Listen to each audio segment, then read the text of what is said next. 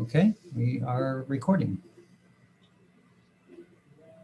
Good evening and welcome to the December 1, 2020 Historic Site Preservation Board monthly meeting. Mr. Newell, I think you have an announcement to make before we proceed.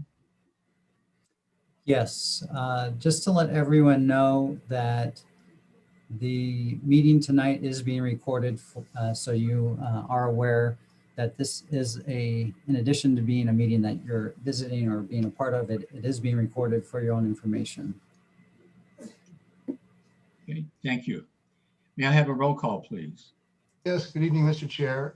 Member Rosenau is not available. We don't know if he's going to be checking in. If he's going to try. Member Nelson? Present. Member Heiser? Here. Member Dixon? Present. Vice Chair Huff? Present. Chair Burkett? Present. You have a quorum. Thank you. May I have a report on the posting of the agenda, please? The agenda for this meeting was posted for public review at the City Hall Bulletin Board and on the city's website in accordance with applicable law. Thank you. Does the board have any revisions to the agenda? No. Yes? Anyone? No. Linda, did you want to speak? No. All of a sudden it went out. Okay, then I'd like to make a motion to accept the agenda. Do I have a second? Second. So I have a motion by Burkett and a second by Linda Dixon. Any further discussion? Then all in favor say aye. Aye. Okay. Any opposed? Any opposed? That motion carries 5-1. 5-0, excuse me. So let's move to public comments. This time has been set aside for members of the public to address the Historic Site Preservation Board on agenda items and items of general interest within the subject matter jurisdiction of the board. Although the Historic Site Preservation Board values your comments, pursuant to the Brown Act, it generally cannot take any action on items not listed on the posted agenda. There will be 3 minutes assigned for each speaker. The testimony for public hearings will be taken at the time of the hearing, and we have one this evening. Staff, has anyone requested to speak at public comments? No one has requested to speak at public comment. There are people here who wish to speak during the public testimony portion of the Sutter residence. Of the people that are here visiting, if any of you wish to speak on something other than the Sutter residence, will you please turn on your camera now and raise your hand? Okay, Seeing none, it looks like there's nobody else wishing to speak at public comment. Wonderful. Then I'll move to the consent calendar. Item 1A, approval of the minutes, November the 4th, 2020 HSBB meeting. Does anyone have changes to the minutes? I see no changes. May I have a motion to accept the minutes as presented? So moved. Second. So I have a first motion by Member Kaiser and a second by Member Huff. Any further discussion? Mr. Chair, I will be abstaining since I wasn't at that meeting. Okay, thank you. Any further discussion? Then all in favor say aye. Aye. Any opposed? Motion carries 4-0. Now we'll move on to public hearings.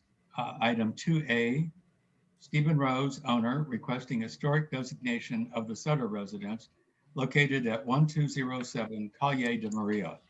Now I have a staff report, please. Yes, thank you, Mr. Chair. The property owner has submitted this particular application for the Sutter residence, which is located at 1207 Calle de Maria in the Deepwell neighborhood.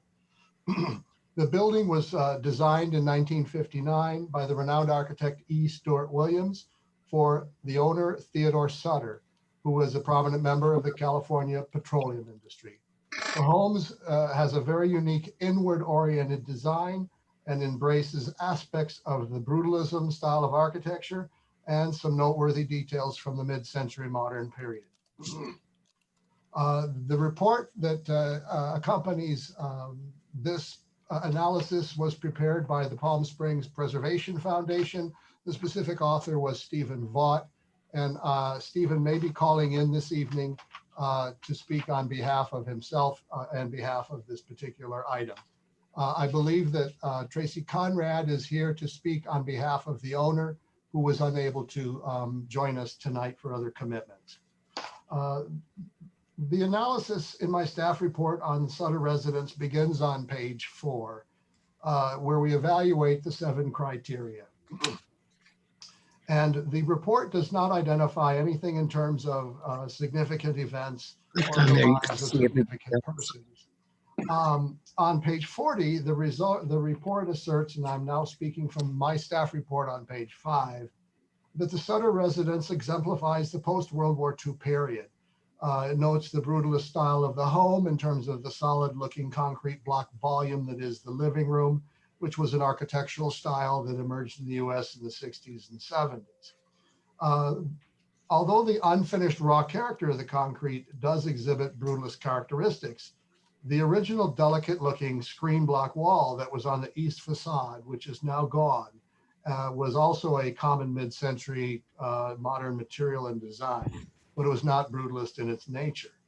The milky white glass that had been on the screen wall in the north facade, which is also removed and has now been replaced with clear, dark tinted glass, were characteristic of mid-century as well. I have noted that with the removal of these 2 items, the Sutter residence has characteristics of these particular elements, but contrary to the report, the home as modified does not stand as an outstanding example of the style or the period. That's contrary to the report, which makes the assertion that it does. Next item, criteria 4, embodying the distinctive characteristics of a type, period, or method of construction. Again, the Sutter residence employs concrete, glass, and steel in a restrained modern composition. The original screen block wall on the eastern facade had provided a lace-like screen, which offered a sense of privacy yet permeability, in contrast to the brutalist quality of the concrete block volume of the living room. Screen block was frequently used in the construction of homes in the mid-century period. On the north elevation, the translucent glass screen, excuse me, which is now replaced with tinted clear glass, also provided a sense of light, enclosure, and privacy, and blurred the lines between inside and outside, a characteristic also common in the mid-century period.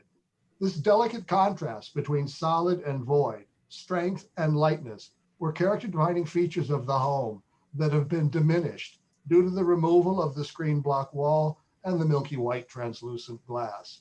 Thus, although the Sutter residence qualifies under criterion 4 as embodying unique and innovative construction methods in the report, the removal of these critically important original construction elements and materials disqualify it, in my opinion, from meeting this criteria.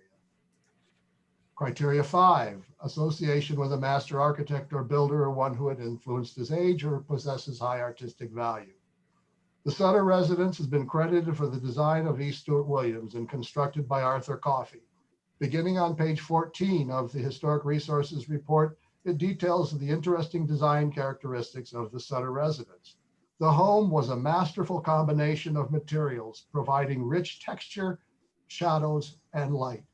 Despite the open nature of the corner lot on which it was located, the design achieved privacy while not completely turning its back to the corner public space. The report notes the Williams' preference for using concrete. In the Sutter residence, he employed 2 types of concrete block to produce both a light lace-like quality, as I mentioned previously, as well as a very heavy and permeable quality to the concrete cube that comprised the corner living room. The report also documents the career of E. Stewart Williams in Appendix 6. So although the subtle use of materials has been lost due to the recent renovations, the original qualities of the Sutter residence remain present as a unique example of the work of E. Stewart Williams, and hence justifies its criteria or qualification under criteria 5. And then under criterion 6 and 7, the report does not assert any qualifications under those criteria. Next in the report on page 6 is the analysis of integrity. And again, here I've taken exception to some of the items that were mentioned in the Historic Resources report. I'll briefly refer to these, and then you can open it up to any questions you may have. So beginning on the bottom of page 6, we talk about the location, integrity of location is there. However, as I noted on the bottom of page 6 and on the top of page 7, the design, the number of recent modifications has substantially altered the design. First of all, the milky white translucent glass wall along the north elevation has been changed to clear tinted glass. This material change eliminated the feeling of enclosure of that courtyard and eliminated the sense of privacy from within, as seen in the photographs below in my staff report from 1961 and from the present. The exterior aesthetic of the home was also altered with this change in glass. Second, the removal of the screen block wall along the east wall of the swimming pool destroyed the sense of the swimming pool being an integral room, quote unquote, of the home. The screen block wall visually created a sense of enclosure to the pool while maintaining a visual connection to the front yard beyond. The removal of the screen block wall resulted in the steel columns and the open web joist roof plane over the pool feeling barren. The interplay of shadow and scale created by the joists and beams overhanging the screen block wall has also been lost. From the street, although the vertical corrugated steel panels provide privacy along the eastern facade, and it is a material, as the report notes, that's been found on the back and sides of the home, Williams' masterful use of concrete to express both a light, lace-like quality through the use of concrete screen block and the impenetrable feeling of the solid concrete wall has been compromised. On page 15, the report explains the Williams designed the home in the form of a square, incorporating the swimming pool within that square form and giving the pool itself a square form.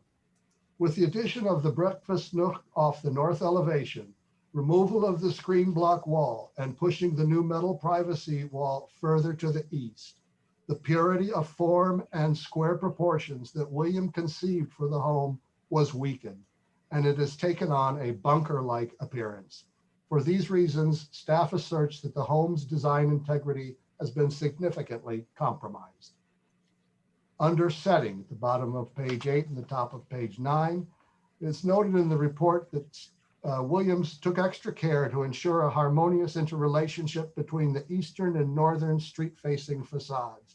From the 1961 photos, this can be seen in the rhythm and modulation created by the black columns between the light-colored screen block and between the black metal mullions of the milky white frosted screen wall on the north. Williams created a sense of privacy through light and airy screens without walling off the home from its settings. The clear tinted glass, as we mentioned before, caused a loss of privacy, and the heavy corrugated steel wall created a hard barrier that separates the house from its setting.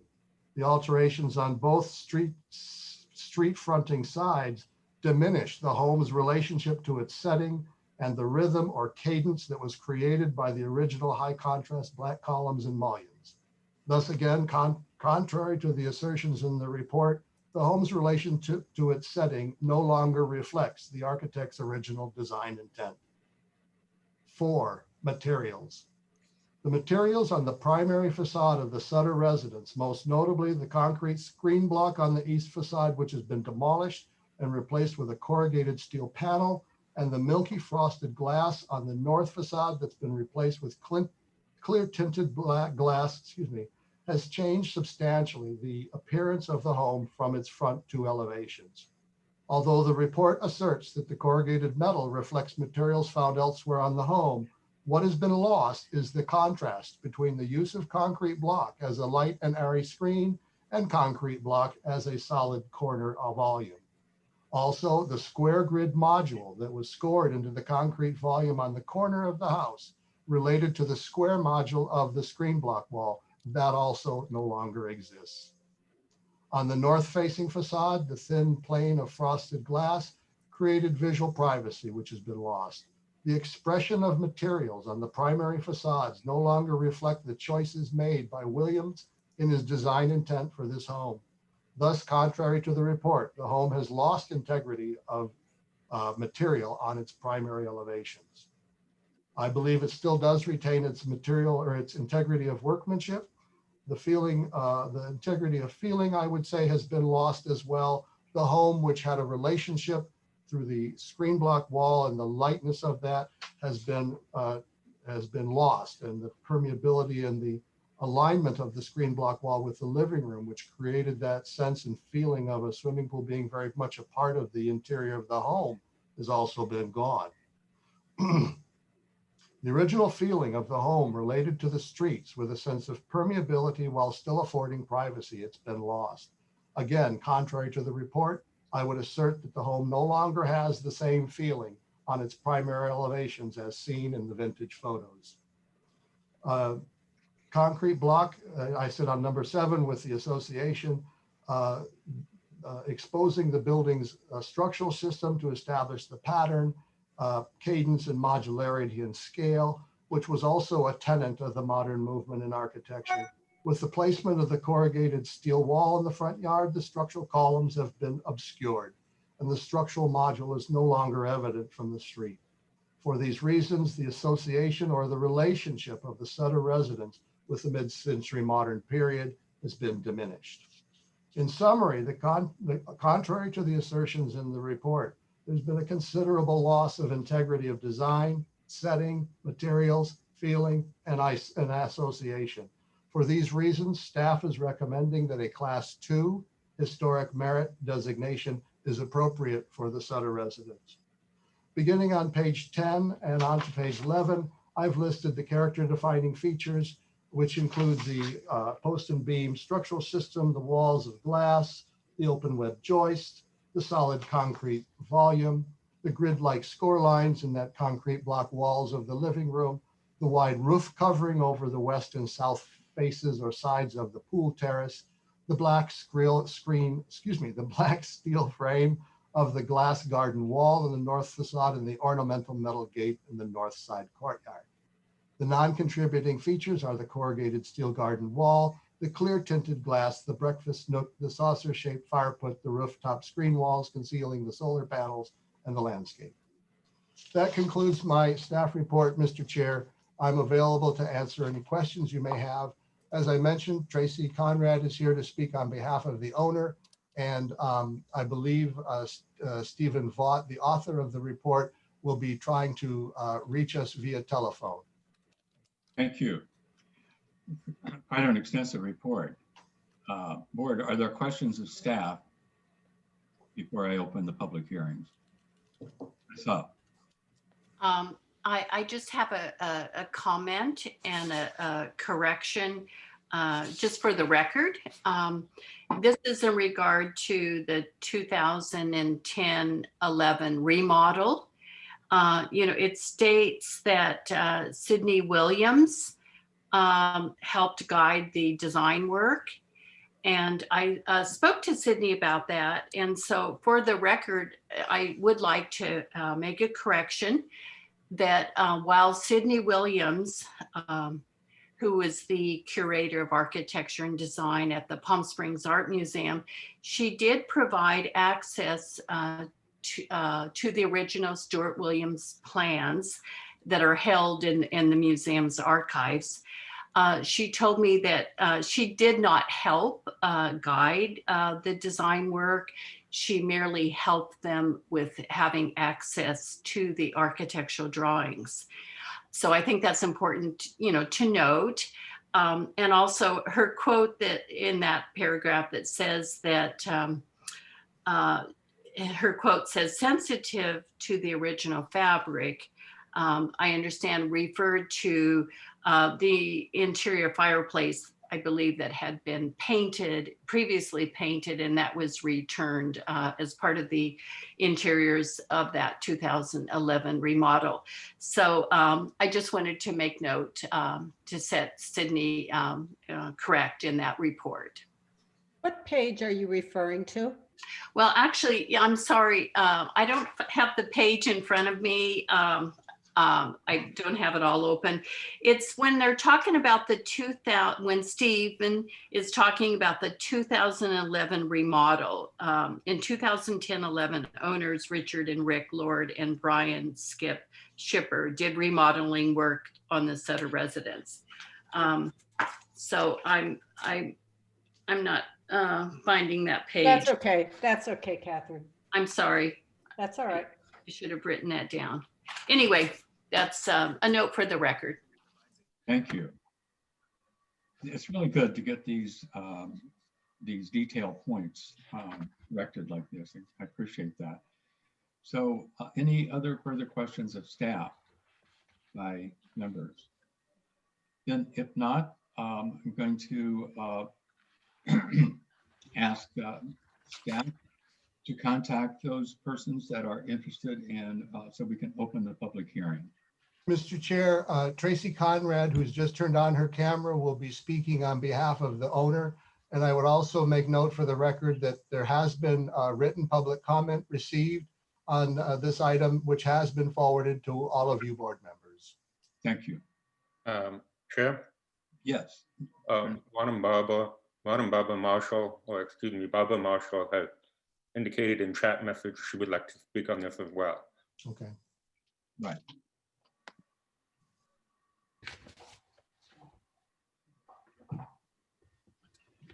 Okay.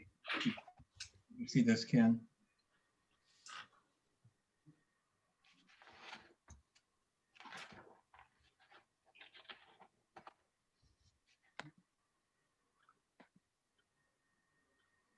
Dick, do you want me to speak? Yeah, Ken, did you see the, just one moment. Just wanted to be sure that Ken saw the other request. I see that there's a request from Tracy and a request from the marshals. Barbara. Right, and we have Tracy with us now, ready to talk, and then we should go right to the marshals, please. Okay, yes, Ms. Conrad. Well, good evening, Chair and board members. Mr. Rose asked that I read a statement into the record on his behalf, and I'm happy to do so and listen to all of you this evening. So it says, "Dear Board, I wanted to be here today, but I'm co-chair of an event on behalf of Desert AIDS Project, which is unfortunately scheduled at the same time. I was very disturbed by the report and conclusion that the Sutter residence lacks the sufficient integrity to qualify as a Class 1 landmark site. From my first visit to Palm Springs 3 decades ago, I was completely enthralled by the Sutter residence and recognized it as a masterpiece designed by renowned modernist architect E. Stuart Williams. I believe the few modifications that have been made to the house are not significant enough to detract from its architectural importance. I strongly disagree that the 3 changes cited destroy the integrity of the house. Although the concrete screen block wall was removed, a wall further out to the street was added using sympathetic materials found elsewhere in the house and maintains the incredible privacy of the back garden and pool area, while still giving it the feeling of an additional room. Also, the block wall was a garden wall, not part of the house. The glass in front was replaced with glass that cannot be seen through from the exterior, maintaining the privacy of the front courtyard. And the enlarged room in the front of the house was done within the original footprint of the courtyard, not affecting the privacy or feel from the street. The Sutter residence maintains its rare, stunning concrete block, brutalist and glass core in its complete original configuration, combined with the unchanged steel frame pavilion covering the original shaped square pool in the rear private garden. There is not a day that many people stop and chat. There is not a day that many people don't stop and chat about the house and take pictures as a highlight of Deepwell Estates. I'm currently a preservation commissioner for the city of Rancho Mirage and know that there is almost no home that has not been altered in some way. And I urge the board to approve this house as a Class 1 historic resource, as it significantly maintains much of its original integrity and represents a stellar example of Stuart Williams architecture. It is a building that contributes to Palm Springs' international reputation for outstanding mid-century architecture. Thank you. And I guess I would add myself that there are many structures that have been designated in the city of Palm Springs that have some degree of alteration, and this integrity item is a new criteria, which is an interesting one, and certainly one to be analyzed and possibly codified in a more in a more clear way. The designation, I know you have struggled as a board with the designation between class 1 and class 2, and I don't envy your struggle. Anyway, I'm sure that you have all visited the house. To me, it is an interesting example of Stuart Williams' work. I live in a E. Stuart Williams house, and he was certainly very attuned to his environment and to the predicaments each lot presents. So anyway, Steve Vaught does a magnificent job, I think, in writing these nominations, and I think that the House is meritorious. So thank you for your attention. And Thank you. We really appreciate the input. This is a difficult one. I agree with you, not to be envied. So, Mr. Lyon. I just was reaching out to David. David, did you get a call in from Stephen Vaught? Yes, so Mr. Chair, what I'd like to do is call, there's two members of the public who have requested to speak via telephone. So if you don't mind, what I'll do now is call those two individuals. The first is Steve Vaught. So if you just give me a moment. Okay, and then we'll bring in the marshals after that. I want to be sure they can talk as well. Correct. So we'll just get through these two telephone comments, and then we'll open it up to the rest of the attendees. Hello? Hi, Steve Vaught. Yes? You are live with the Historic Site Preservation Board, and you can provide your comments. You have 3 minutes. I have 3? Oh, I thought I had 10 as the applicant. I'm going to go.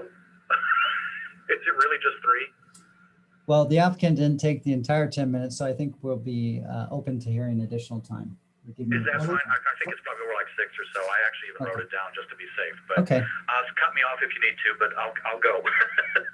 Okay. Thank you very much. Mhm. Good evening, honorable members of the board, to staff, and to Ken Lyon, of course. Thank you for giving me the opportunity to come before you regarding the Class 1 nomination of the Theodore and Marguerite Sutter residents. It was my honor to have been asked to research and write the nomination application, which is before you for consideration tonight. From the time of its completion, exactly 60 years ago this month, the Sutter residence has stood as a striking landmark, representing a rare residential essay into the brutalist style, as designed by one of the desert's most admired mid-century modernists, E. Stuart Williams. In its bold use of industrial-age materials such as concrete, steel, aluminum, and glass, the Sutter residence represents a very different, yet surprisingly compatible branch of the mid-century spectrum. I've never tired of marveling how much Williams achieved with this fascinating house in both style and in livability, and how he managed to sneak in some international big city sophistication into a tract of more traditional mid-century and ranch designs, and make something that shines but does not overwhelm the neighborhood. I know this is all discussed in great detail in the nomination, so what I want to do is devote the bulk of my time to address the issues that were highlighted in the city staff report. I'm loath to question anything in there because these reports are always done with such competence and care, but I must disagree, and disagree strongly with the assessment that the residence lacks enough integrity to earn a Class 1 designation. The report focuses on several ways the home has lost critical aspects of its integrity, first being the replacement of the original opaque glass with anodized bronze glass in the entry court. I think we're all in agreement that the measure of a structure's integrity is not based on it never having been altered at all, but in how inevitable alterations are handled. Is the change consistent with the architect's vision? Does the original feeling remain? And are the materials consistent with the original design? I believe all of these are met here. The original intention of the opaque glass was to bring light in from the entry court, while blocking any nosy eyes out from the street from looking in. The new glass, which is placed in its original framing, achieves the exact same goal, and it even adds a little more by allowing the occupants inside to see out, but not be seen. The current change does not alter either the architect's intentions or the glass wall's original function. Further, this is an easily reversible alteration. In fact, the homeowner has informed me that he is considering returning the panels to their original opaque appearance. A second note pointed to the addition of a breakfast nook in 1991 on the home's north facade. This addition fits, to me, the very definition of how to properly and sensitively add on to a historic residence. It was placed in an already existing void, which had been a planting bed, so the concrete wasn't even disturbed. The same steel framing and type of glass used. In fact, the north wall appears to be the original, just pushed forward. It's a minor 120 square foot addition that takes nothing away from the original appearance while allowing the homeowner a little more space. The third issue on integrity is the removal of the original concrete block patio wall and its replacement by a different type of wall during the expansion of the pool terrace. I should note, we don't know when this was done, as no permits were found documenting this work in 2 separate searches. I had assumed it was done as part of the 1991 renovations, but this is only an assumption. I've recently seen a grainy aerial of the house from 1972 that hints it might have even been done earlier, but we can't confirm that just yet. We do know it was done well before the current homeowner purchased the house earlier this year. The staff report correctly points out in my discussion of the home's design that Mr. Williams sought to make the pool, quote, an integral part of the master suite, as well as the eating and living area. He achieved this in 2 ways. For one, he created a fascinating steel frame trellis that rose up over the pool, which created a room around the pool, complete with a roof and walls. Now, these were open, of course, but the spiritual and visual intent was and remains clear today, as it was when it was built in 1960. The second way he achieved this was by the creation of a patio wall. I think there is a great temptation to consider the concrete block wall as a part of the house itself, but it is in fact a patio feature. I went back to double check that Mr. Williams had said about the wall, and he did define it as such. The patio wall, made up of Maltese cross pattern blocks, was intended to further the sheltering effect and provide privacy from the street. The wall provided a modicum of privacy while creating an interesting light pattern that no doubt changed throughout the day. However, I veer from the staff report's description of the block wall being delicate or lacy. To me, it appears quite solid and substantial. As noted in the nomination, the original owners, the Sutters, had not planned on doing any kind of major entertaining other than visits by their daughter, her husband, and grandchildren. As the concrete block wall built to the very lip of the swimming pool on its eastern side, the home had only a small section of outdoor patio space ringing around the other sides. This modest entertainment space appears to have been perfectly satisfying for the Sutters during their long residency, which was for about a dozen years. However, it's understandable why subsequent owners felt the need for more patio space, and the only logical solution based on the tightness of the lot was to expand the patio terrace out eastward from the pool. This unfortunately necessitated the removal of the concrete block wall, which could not be replicated in such an expansion. Instead, they built a solid wall, but it was clear they were trying to harmonize with the original design by replicating the same type of wall sheathing that Mr. Williams had used elsewhere, vertical aluminum sheathing. Thankfully, the owners completely retained the industrial steel, quote, room around the pool during the remodel. I get the impression they were trying to do as little harm as possible during this expansion. I agree with the staff report that the solid wall is harsher compared to the original concrete block, but has been softened by the landscaping, and I assume will continue to be over time. Further, we must remember that Mr. Williams wanted this house to be a representation of raw industrial age materials, and the aluminum sheathing is not inconsistent with that desire, especially considering that he used it on half the house. I think that 2 things may have been at work in this expansion, the first being more space for entertaining, but the second, privacy. The concrete block wall, as charming as it was, would not have provided complete privacy for the home's occupants, particularly at night. You know, maybe the Sutters were skinny dippers, we don't know, but if they had been, you could see through to the pool and into the master bedroom with minimal effort. The new wall solves that issue, and again, I must disagree with the staff report that it does not take away from the light and airy feel, but rather enhances it. You can still see the top of the steel trellis from the street, and its eastern beam runs concurrent with the original line of the house, so the effect is not completely lost. And back to the original question of integrity, does this change the architect's original intention? And what of the quality of materials? I assert that they are met in this addition. Mr. Williams wanted to create a sheltering space where the pool felt like a part of the house itself. That feeling has been retained by the pool remaining in its original location, the steel trellis as originally built and located, and the new wall, which although moved further east, still provides what Williams wanted, privacy and light. In 60 years, this home has had surprisingly few exterior alterations, and those which have been done were all accomplished while maintaining and honoring the architect's original intentions. The patio is larger now and the walls are of a different type, but the work still embodies what Williams intended when he wrote that he planned the house to be, quote, one of open, airy, almost classic simplicity.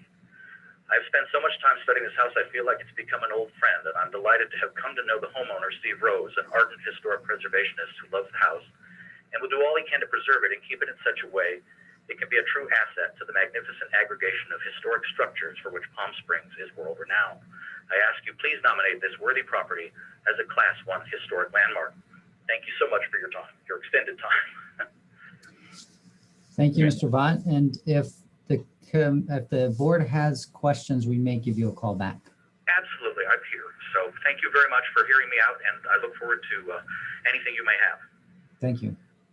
Bye-bye. Thank you, Stephen. That was a great assessment. We appreciate that.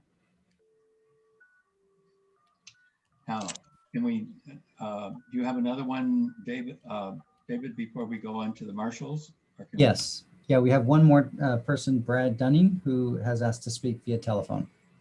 Hang on, Barbara and Ron. Don't go away. Hi, it's Brad. I keep forgetting to check voicemail, so best to listen to.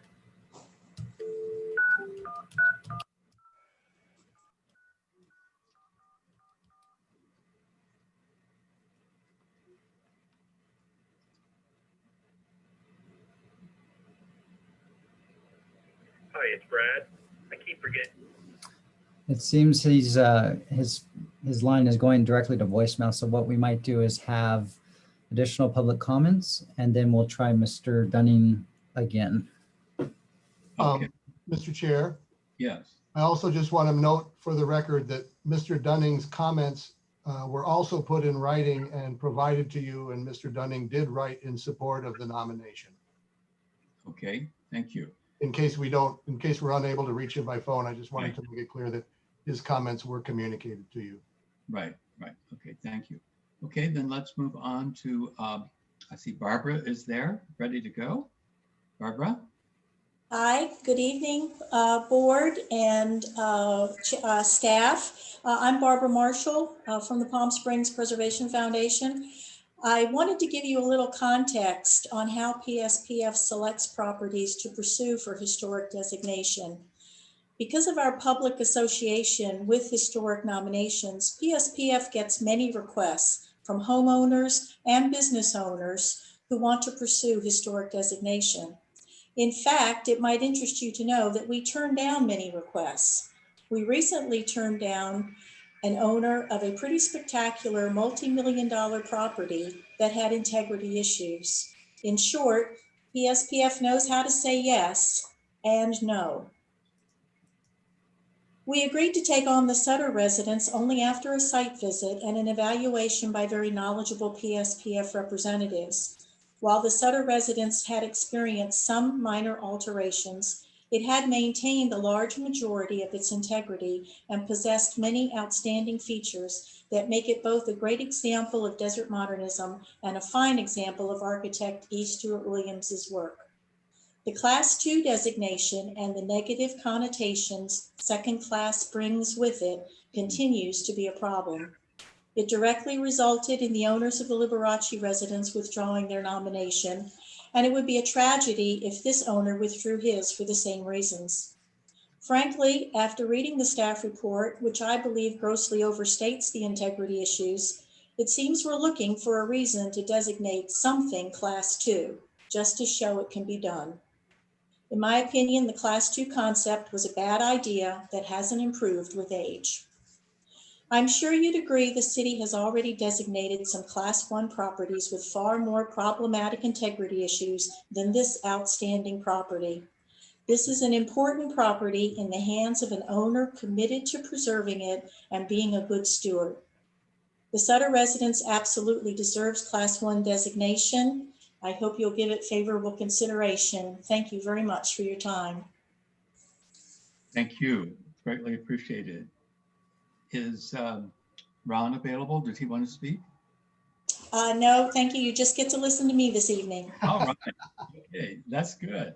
We appreciate that so much. Thank you. And did we have any luck getting a hold of Brad? David? No, I can try him one more time though. Okay.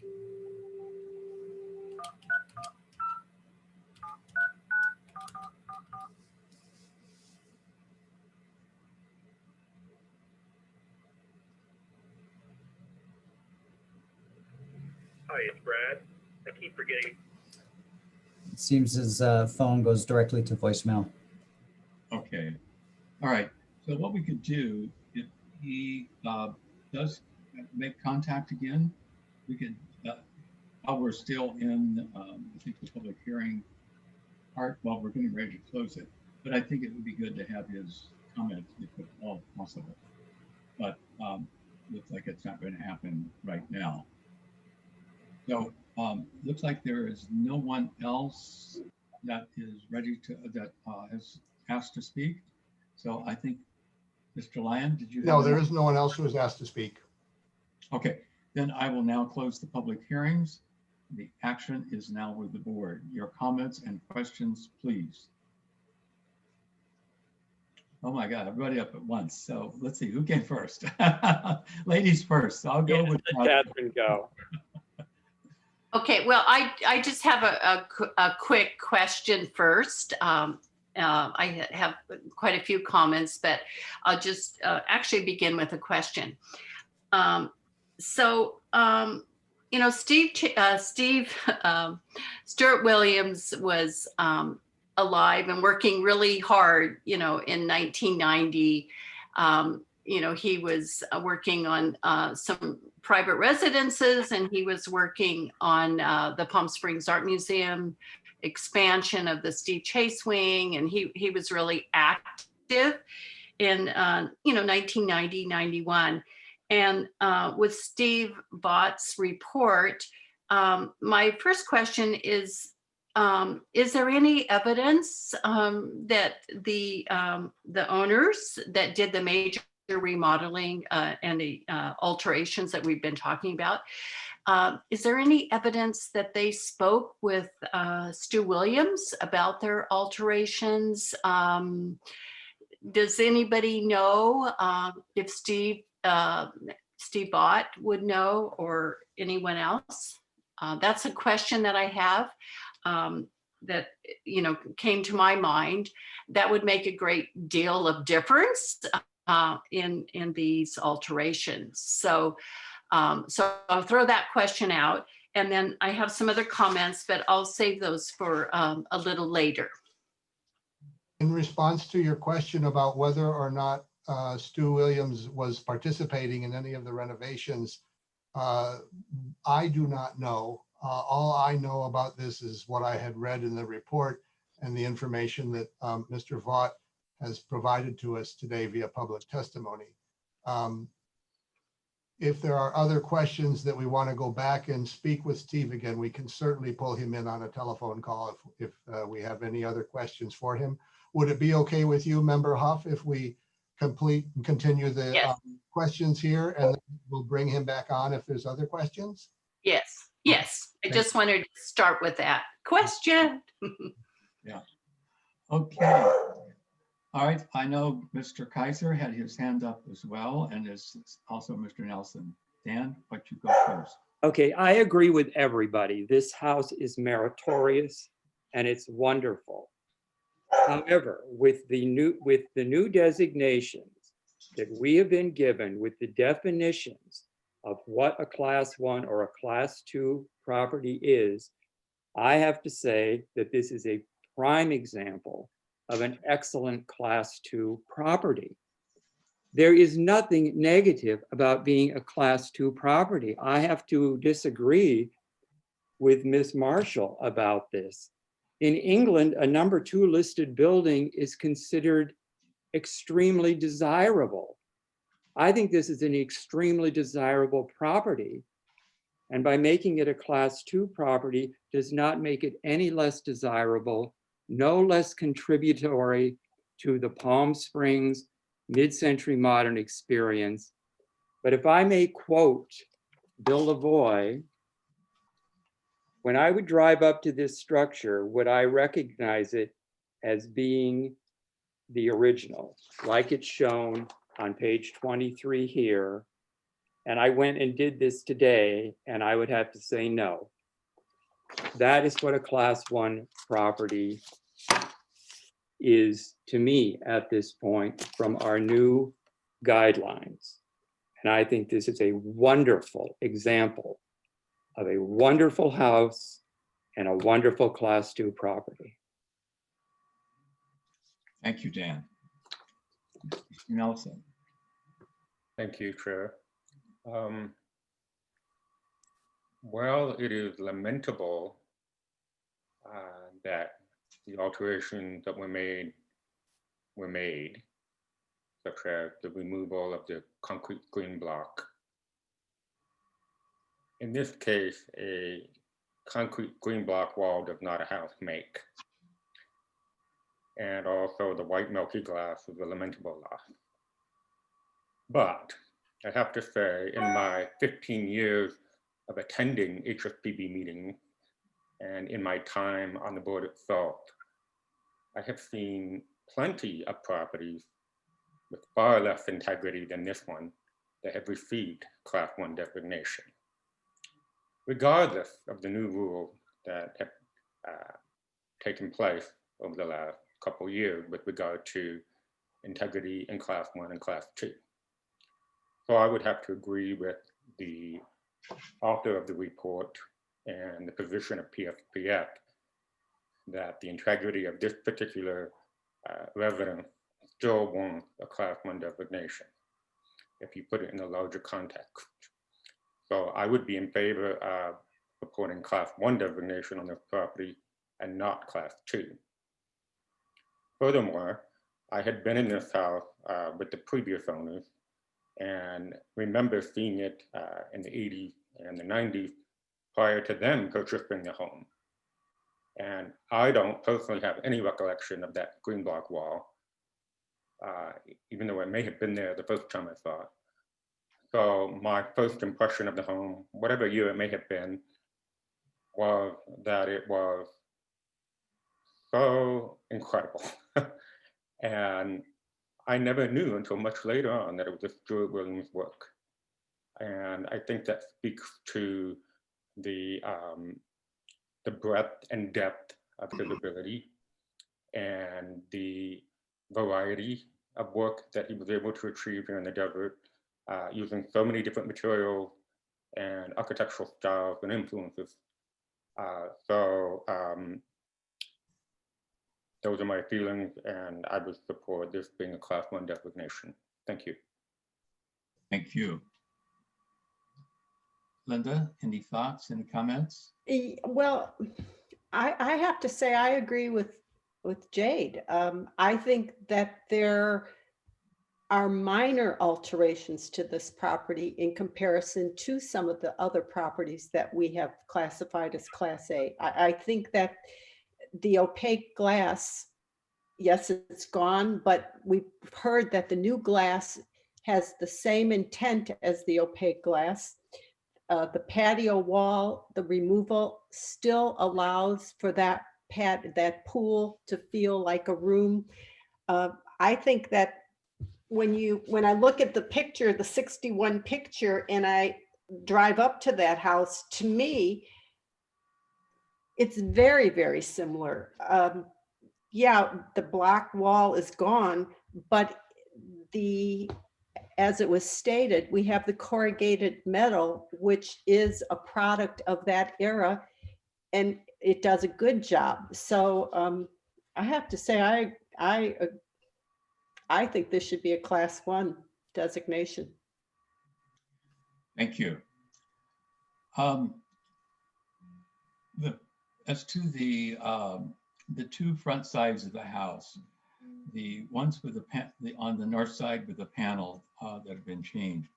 The great thing is, to me, that the existing panel configurations are still there. So it's a substitute of glass. Not quite sure what the reason for that might have been, but what was very refreshing to hear is that the owner, even considering that it might revert back to, he might revert it back to the milky glass, which I agree would be preferable, but it's totally reversible. Some of the things are not been done, could not be reversible, but that one element could. That to me takes care of the north side of the property, of that particular street. And the fact, as Mr. Vaught pointed out, the use of the materials was, I think, highly respected when that change was made on the screen block wall. And I can totally understand the wanting to expand patio space. It's the way we live today. But I realize it's also the way they lived back then. But that to me would be with all that property that you own, and if you can enjoy more of it, then that to me was a natural. And you know, there's a lot of outdoor entertaining that happens in Palm Springs, always has. So the fact that the materials were thought of and were also used in another part of the property made a significant difference to me, and makes me feel much more comfortable about this as a class 1. I think that concludes my thoughts about the house, and would be supportive of the class 1. But I think Ms. Hupp would still like if we could get a hold of Mr. Vaught and for her to ask that question. Mhm. So, And I do have another comment, if I may, Mr. Sure. Chair. Of course, it's a fabulous house, and we love Stu Williams' architecture in our community. He's magnificent, one of the best top architects, and we do have to strive for excellence as we are improving our standards and striving for the highest excellence. We're reviewing and having a higher criteria than in the past. So talking about the glassed-in entrance patio, that was originally in that obscure white glass panels, being replaced. The historic integrity with that change out is compromised quite a bit in my mind. Those white glass walls that were framed in that black steel, were very strong, visible element, with the minimal, concrete in contrast, the fragile glass, the strong black steel, the muscular geometric concrete walls. It was a wonderful, mysterious and minimal presence, so well captured by that Julia Shulman photograph that we've been all looking at in 1961. And without those white glass panels, it seems lost to me more than anything. And when speaking with the owner, Mr. Rose, he was contemplating and interesting in replacing those panels to a clear, from the clear to the obscure white glass panels. So that's kind of my big question. Is that would make me feel a lot better about the relationship of the materials that we've been talking about. Of course, I miss that marriage of the steel girders, that served as that trellis that hovered, over the concrete block wall. That was very powerful. And that was a nice visual relationship in a strong marriage. And I'm sorry, they got divorced and we lost the wall, moved away somewhere else. And then the tiny other comment, that narrow vertical window on the cube that faces the east, which changed, I believe, to a different glass too in that 1991.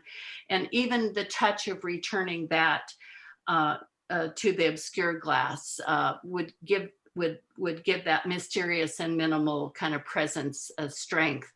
So while I'm really torn, and I would love to see the white glass. I think that would make a significant difference to the original integrity of the architecture. So that's what I would wish for. I agree, Catherine. And what I was going to propose when we got to that point is that the owner has expressed an interest in doing that, and that would be a part of that would be a part of the nomination process that we would include in a motion. But oh, Ms. Dixon. No, go ahead and finish. I'm sorry. No, I was just going to go back to Catherine and ask, do we still need to get Mr. Vaught on the line? And if so, we could be doing that while Linda talks. Would you like to speak to Mr. Vaught? That's a real important question, is knowing if Stu was considered for those alterations, and if there's any evidence. That would be very important to me to know that. Great. So why don't we, David, if you could see if we could get Steve on the line, and then Ms. Dixon, if you could. Chair, we do have him on the line now. Okay. Oh, you have him on the line now? Correct. Yeah. If it's okay with you, Linda, we'll go ahead and. Oh, yes, go right ahead. Okay, good. Okay, Steve, did you hear the question? I didn't quite. Is it possible to repeat it? Yeah, so the question was whether or not Stuart Williams was, if he had input in the changes that were done in the 90s. Oh, yes, that's a very intriguing question, and we don't know for sure. That's the short answer, but I will tell you that on the 1991 renovations, there are notes that are written on a few of the pages that say that we're going off the original 1959 Williams plans to use as reference during the course of this renovation. And so the question is, where they got the plans, and obviously Mr. Williams was very much alive at the time, and it's a question of whether or not he was contacted. Unfortunately, I don't know, but again, with that note, it was clear that the renovators were trying to keep the spirit of the house by using the 1959 plans. And so that was very encouraging to see in itself. Thank you. I have a question. Ms. Jade, hold just a moment, unless it's for Steve. Question for Mr. Vaught. Yeah, okay, go ahead, please. So Steve, if you can hear me, my question is whether or not you were able to ascertain if the previous owner who made the renovation, Rick Lord and his partner, if they had any original photos from when they bought the house before they moved in, or if they have information on the owner before them, or perhaps the realtor who had the listing, to see if somebody out there has photos from prior to 1991 when these changes were made. That's a very good question. No, I wasn't able to speak to the prior owners, but it would be interesting to see. I think I mentioned in my statement that I just came across very recently an aerial from 1972 that does appear as if there is an extended patio. Unfortunately, it's just not good enough to verify, but because again, we don't know whether it was done in 91 or if it was done at another time, but having pictures from a previous owner would of course be helpful to that. Unfortunately, that wasn't, I didn't get a hold of them or wasn't able to get a hold of them on this. So long story short, it's unfortunately, no, I don't have that answer.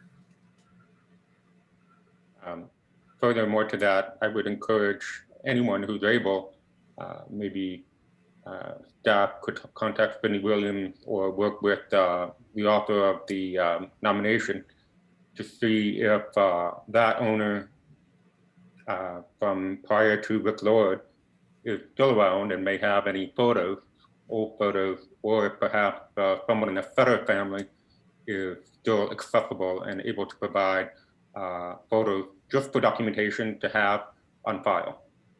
Absolutely. And Jade, that I did speak to Sydney Williams, who was so kind and so nice, and she told me that she was curious too as to whether her father-in-law had been consulted during the 91 the 91 renovations, and but in her paperwork, and you know, Frank Lopez and stuff, we'd all look to see if there was any documentation. We do know the previous owners what they did, because we just uncovered, thanks to Ken, who was able to pull out some permits that related to a previously unknown 2011 renovation, which had not been, it didn't turn up in the original search, but on a second search, it did. And so I was able to get a good look at what the house configuration was during that 2011 plan. So it showed obviously that the blowout of the patio had already taken place. You know, before that. So at least we knew that. And when it comes to the glass being changed out, I think I mentioned in the report that although I don't know with 100% certainty, I believe it was done in 91, because there are many notes along some of the drawings that say the dimensions of the glass and that it was going to be tempered and things like that. I think some more glass was taken out and replaced during the 2011 renovation as well. So I don't know if that helps or clarifies anything, but hopefully. Thank you. Any other questions of Steve while we have him on the line? Okay. Then I will also ask board any further questions or comments on the case? Ms. Dixon. Yeah, I have a question of staff. Should this be determined, should this board go forward and want to nominate this for a Class 1 nomination, could we include in that motion that any remodeling to the house on the outside, the fence, the glass, has to be done according to historic standards, Class 1 standards? Well, let me clarify your question. Are you basically saying that if someone were to modify the glass wall, that they would be required to replace it with the milky frosted glass? Correct.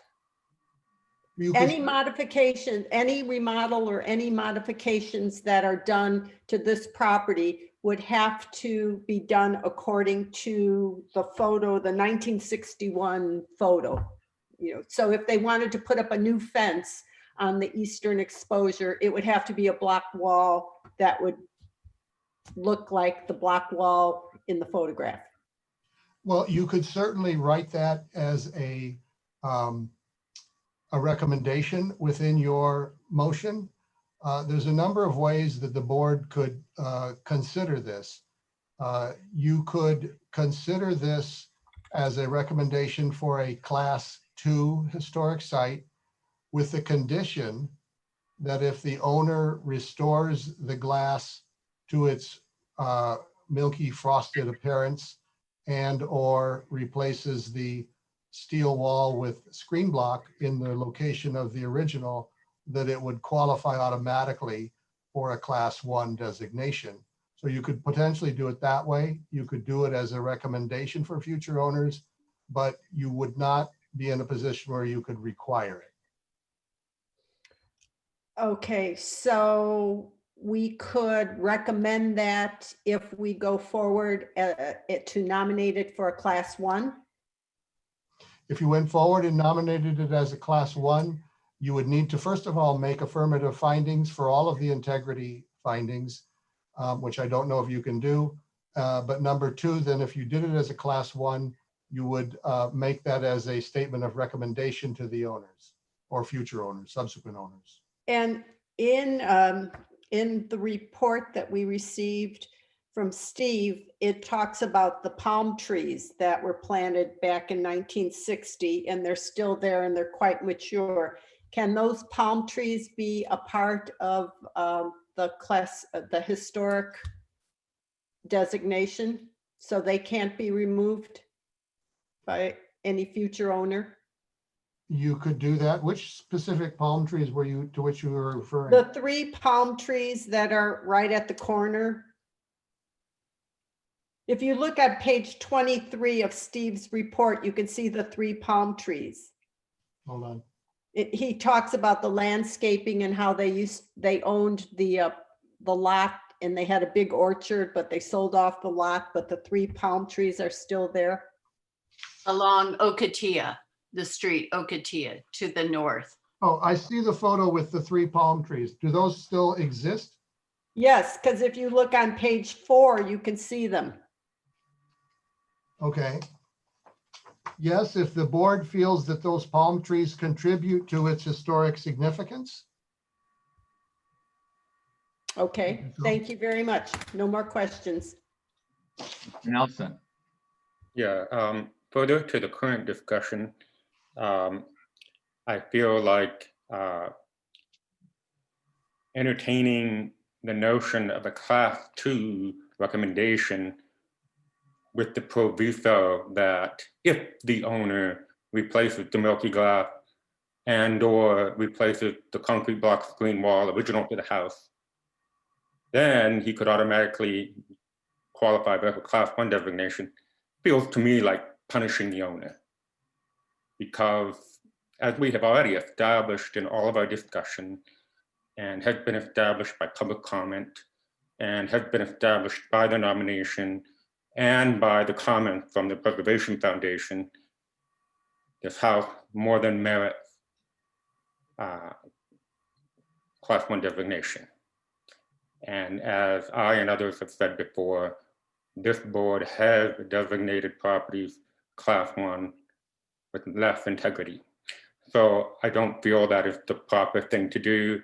I feel like we're penalizing the owner in this particular situation, who I think in his mind, when he was buying the property, in my opinion, probably felt that this was already a property worthy of class 1 designation. So I just have to say I don't agree with Board Member Dixon's suggestion that we should make a class 2 recommendation with the proviso that if this is done and or that is done, then as the staff member suggested, then it could be automatically upgraded to class 1. I don't agree with that course of action. Mr. Chair, I would like to clarify that was not my recommendation. I was asking a question that if we move forward with class 1, if we could put those things into the scope of the motion. So if the current owner ever did any remodeling, he would automatically put in opaque and block wall. I didn't say anything about nominating this or going forward with class 2. Okay, thanks for clarifying. That was my suggestion. Mr. Chair, if I may just make a comment to clarify. Member Nelson, it may be true that there were cases in the past which have received class 1 designation prior to the current ordinance, but the current ordinance does include integrity findings and you cannot ignore them. Just because there weren't integrity findings in the past in the ordinance does not mean that you can dismiss those characteristics and findings in the current day review of applications.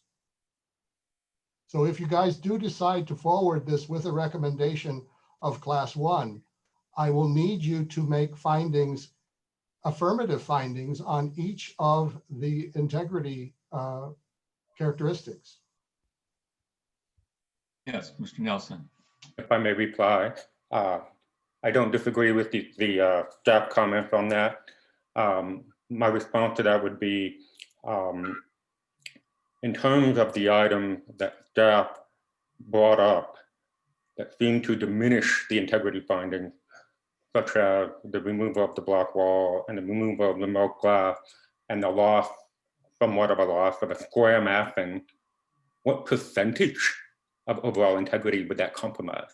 Would it be 25%, 30%, 40%? Because if it is, you know, a smaller percentage like that, then you still have more than 50% of original integrity that is extant. So my particular opinion and feeling on it is that the percentage of integrity that may be lessened or lost is not such a high number that we shouldn't be looking at class 1, regardless of what the integrity findings in the ordinance say. So that's my opinion and feeling. Yeah, yes, Mr. Lyon. The integrity findings are not made based on percentages. In fact, when you look at the National Trust Bulletin for how to evaluate properties for integrity, it identifies that usually in order for a site to have integrity, most, if not all, of the characteristics of integrity need to be present.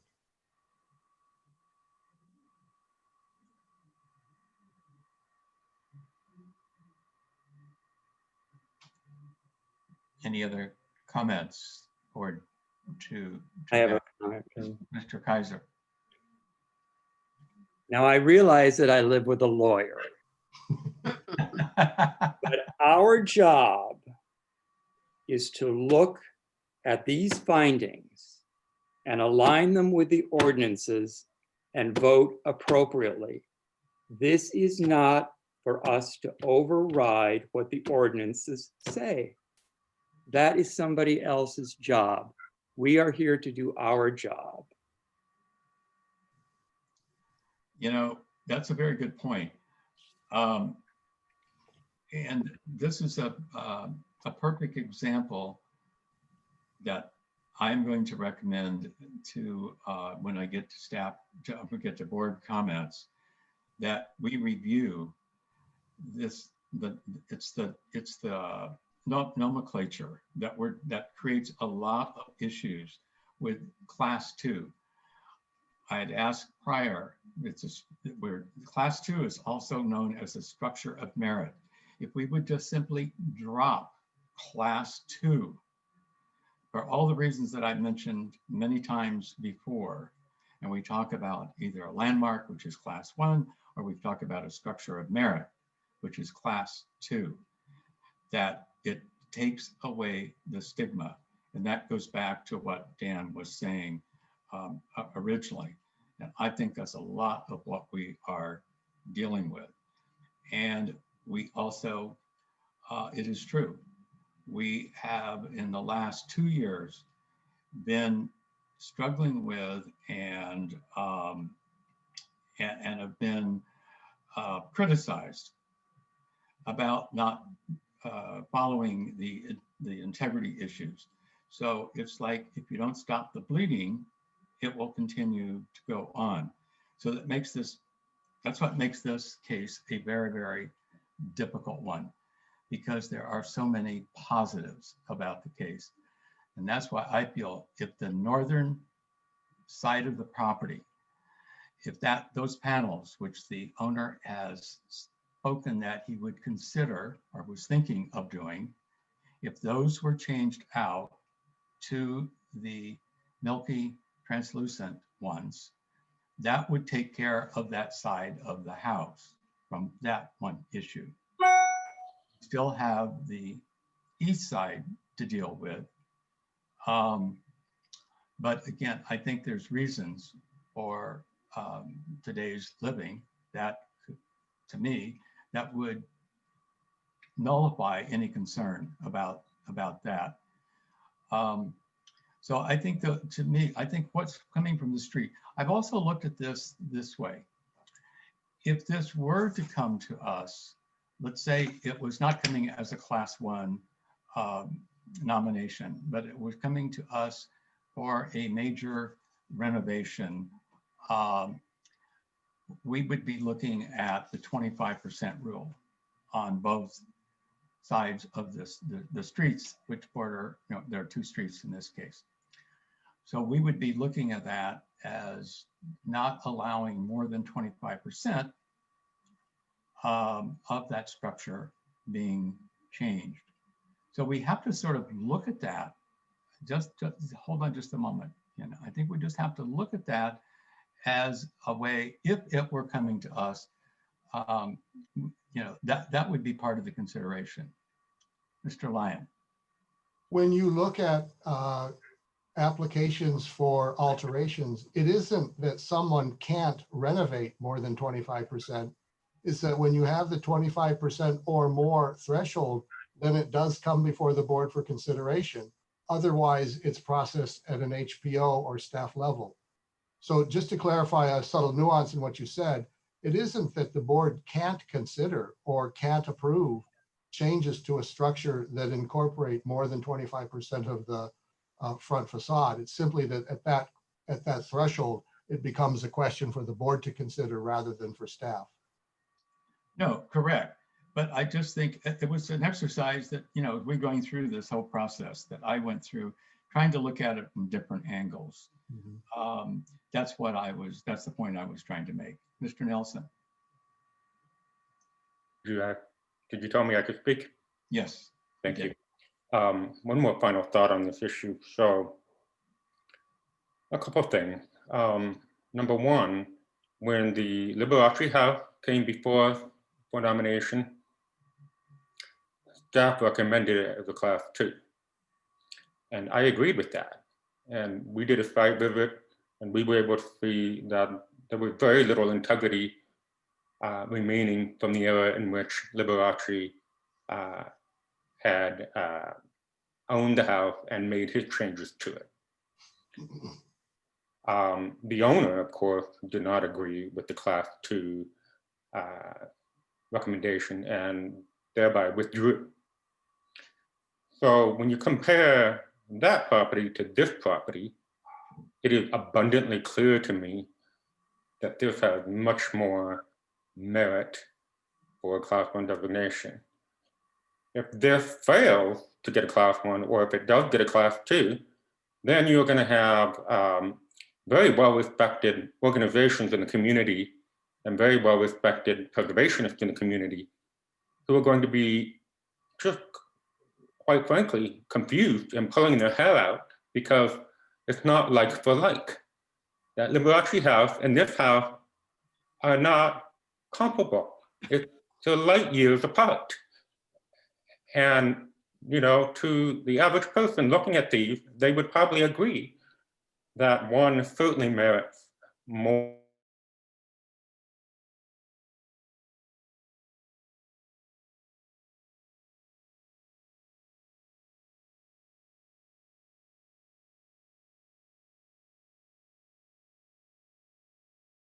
being put in that with that space in mind.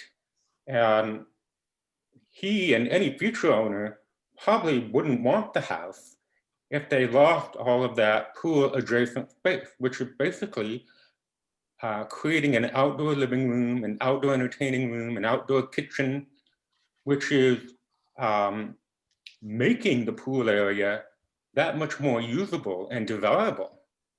Having gone to an architecture and design council cocktail party there, I can say that without that area, it would not have been possible to have that party around the pool.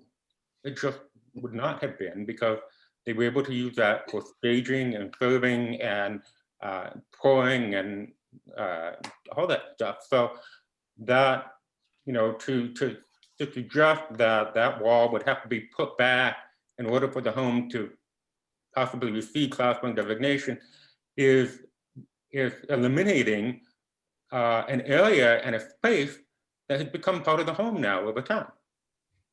That's what I was referring to about that in today's world, the emphasis on outdoors and parties are huge, particularly for a house that was in East Stewart Williams.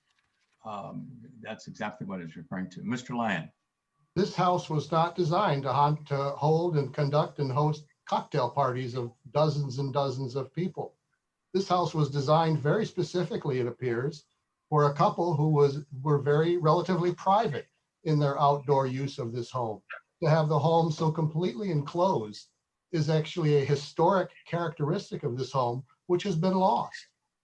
Second of all, I want to stress for this board that when you consider any of these nominations that come before you, you are making decisions on the overall integrity and quality of the historic properties in the city of Palm Springs that are designated by the city council. And to worry about hurting an owner's feeling that he got class 2 rather than class 1 is not the purpose of this board. When an owner buys a home, if they think it's historic, that's theirs to think. But this board does not have to go ahead and designate something as a class 1 just because the owner thinks it should be. This board is tasked with looking at the ordinance and making the findings appropriately based on what they see and feel in the home or in the property in general. So I think it's very important that the board not lose sight of what your ultimate task is and how the ordinance is written. The ordinance is written and uses the word exemplifies. That is an exemplary example. That is an outstanding example of what it is. And, you know, I'm not sure that that's what you have before you right now. The fact that, you know, you can't even recognize the house today based on what it looked like in the 1961 photos, I think it's very telling. And I think it's something that the board should carefully consider. The notion that you can look at a place and say, well, gosh, if they would have put this back and they would have put that back and they would have fixed this and not done that, you know, the cat's already out of the bag. And this house has already been significantly modified. I just want to remind the board where your task is on this. And it's not to worry about hurting an owner's feelings or to make sure that the rest of the preservation board or preservation community likes your decisions or not. Sometimes these decisions are very tough. And I think that you need to weigh and measure the recommendations that you make on these based on maintaining a very high level of quality to our historic properties. And I think if anything that comes along that just gets modified and chewed up and changed and, you know, altered can qualify for class 1, then class 1 stops holding its distinctive characteristics as the best in the city. Very well said. That's, you're registering here. Any other comments from any other members? Okay, it looks like not. Then I think it's time for a motion. Do I have a motion? Catherine, first of all, did we get everything answered that you wanted? Yes, and it sounds like Stu Williams was possibly consulted in 1991 because he was, you know, working so much. And since the owners at that time, it's noted with those notes that that they had access to, you know, the original architectural drawings. So I feel a little bit better about that. This is very difficult. But I do understand, you know, that we have to raise our standards to what Ken Lyon just reminded us about. I mean, this is a fabulous home, and the changes that are made are, you know, significant to the lifestyle of today's living. And I understand why the concrete block was moved out and expanded that living area by the pool. I can understand that. I miss that, but I really would like to see that the white glass replaced, the white with the, you know, the black frames and the you know, that contrast.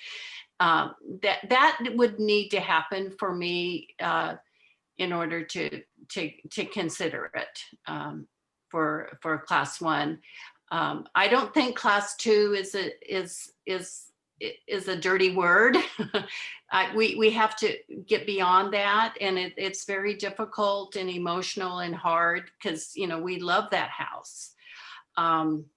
But Ken is so right. You know, we have our standards and, you know, the standards of the ordinance and the integrity. And I mean, it has great integrity now, but it's a different integrity than what it was when it was built. So darn it, it's hard. Yeah, it really is. You know, and speaking of that ordinance, I guess now I'm looking back and seeing, you know, I fought for that ordinance to get that going almost for 3 years. And now it's like biting me. Mm. Okay, Mr. Burkett, this is what you asked for. Right. And it was to raise standards and to be more in sync, for which we have, you know, say more than one time. It's like, are you guys ever going to get, you know, in sync here and, you know, do your job about dealing with integrity? It had always just been sort of like glossed over. And I think we're at that point. It's just unfortunate that it happens to be, you know, this particular home, which everybody obviously already expressed their opinion about. So I'm going to go back to if we have a motion on the table. Mr. Nelson. Has a motion been made yet? No, we need to have a motion. You do have a motion already? No. No. We need to Okay. have, no. I will make one then. Okay. I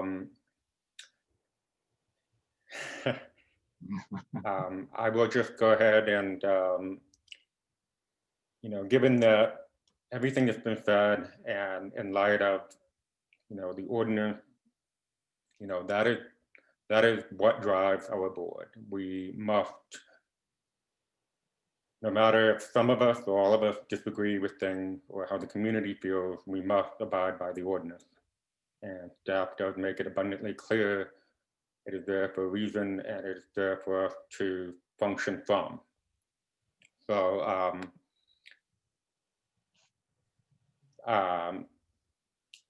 it's been pointed out to me that the Kirk Douglas house was done under the new ordinance, and it also had major integrity issues. So was that designated a class 1? Douglas House, Kirk Douglas? Kirk Douglas house was designated a class 1? Yes, And staff answer that? yes. Okay, so given that it had major integrity issues and it was designated under the new ordinance, why was that given or recommended for class 1 as opposed to class 2, given that it arguably had more integrity changes? Are you asking me? Sure. First, I don't know if it has more or less integrity issues than this one. I would have to go back and review the whole report. But if I recall properly on that one, there was the same kind of discussion, and I believe the board asserted that they could make the findings in support of class 1. Okay, I was there and I do remember a little bit of discussion. And just from what I know at the top of my head, I do remember that when Kirk Douglas bought the house, the exterior wall was a little lower and it was concrete.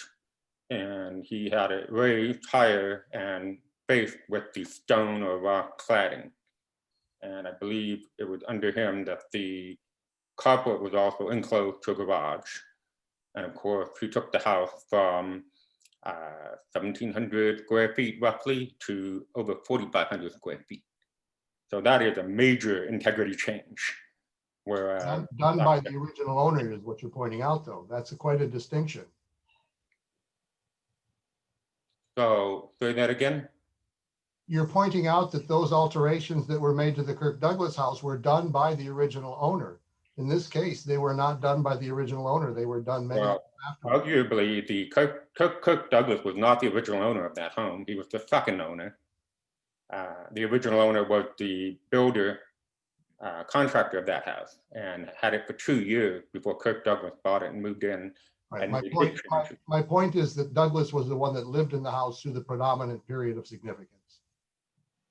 Okay, that's well taken. Given all that, I still am inclined, after everything, to go with the new ordinance and to go with staff recommendation, because ultimately it's the right thing to do. So I would like to make a motion that we follow staff recommendation for class 2 with the proviso, contrary to what I said earlier, with the proviso that if the owner replaces the milk glass on the north facade, he could automatically trigger class 1 designation. It was suggested earlier that it be an and/or, either the milk glass or the concrete green block wall, but I don't think that that wall will be replaced by a current or future owner because it would substantially alter the new space that's been gained. And I can't see anyone in today's world, losing that extra space and moving the wall back to where the old concrete green block was. So again, to repeat my motion is to follow staff recommendation for class 2 with the proviso that if the owner replaces the milk glass, he automatically triggers class 1 designation. I'll second if you include the 3 palm trees at the corner as part of the designation. Great, okay. Okay, so Mr. Lyon. And I just want to make a small caveat that I will also check with the city attorney to make sure that we can do it this way. I'm assuming we can, but I will double check. Okay. So then we have a motion to us by Mr. Nelson and a second by Ms. Dixon. Any further discussion? I do have one more point. Okay. Regardless of what we decide here today, current or future owner could always appeal this to city council, I believe, or future owner could appeal it to a different future historic site preservation board, just so that everyone is aware of that. But my motion still stands. Sure. Mr. Lyon.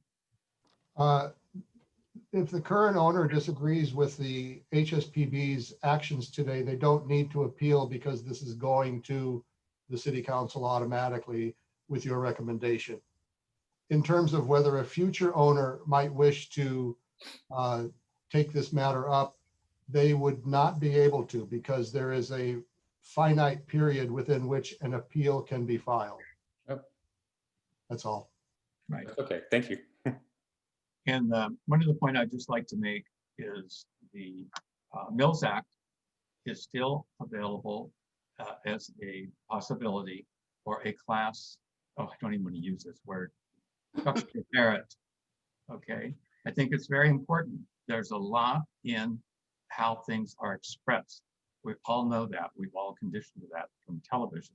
So for a structure of merit. So that opportunity definitely exists. And I just think that's a very important part to in the conclusion of this. So we have the first by Mr. Nelson. We have the second by Ms. Dixon. And I believe Mr. Nelson has agreed to your latest edition about the palm trees, if that is the case.